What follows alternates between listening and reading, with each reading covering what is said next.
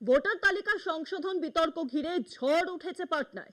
রাজ্য বিধানসভার অধিবেশনে শাসক শিবিরের সঙ্গে বিরোধীদের সংঘাত বুধবারের পর বৃহস্পতিবারও থামল না। ভোটার তালিকা সংশোধন রুখতে ভোট বয়কটের ডাক দেবার এবার হুমকি দিয়েছে বিরোধীরা। তবে এদিন কংগ্রেসের ছাত্র সংগঠন এনএসইউআই এর বিধানসভা ঘেরাও কর্মসূচিকে কেন্দ্র করে ধুমধুমার কাণ্ড বেঁধে যায়।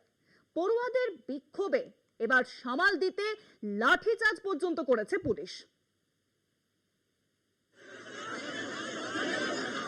ভোটার তালিকার বিশেষ নিবিড় সংশোধনী বা এসআইআর অভিযানকে ঘিরে ভোটমুখী বিহার জুড়ে বিতর্ক বেড়ে চলেছে। ইতিমধ্যে 50 লক্ষেরও বেশি নাম ভোটার তালিকা থেকে বাদ গিয়েছে। বিরোধীদের দাবি, প্রকৃত ভোটারদের ভোটাধিকার কেড়ে নিতে নির্বাচন কমিশনের মতো সাংবিধানিক সংস্থাকে কাজে লাগাচ্ছে কেন্দ্রের শাসক বিজেপি। এই আবহে শুরু হওয়া রাজ্য বিধানসভার অধিবেশনেও তার আঁচ পড়েছে। এদিন শাসক এনডিএ বিশেষত বিজেপির সঙ্গে বিরোধী শিবিরের আরজেডি, কংগ্রেস সহ মহাগঠবন্ধনের শরিকদের বাদানুবাদে উত্তপ্ত হয়ে ওঠে বিধানসভা অধিবেশন।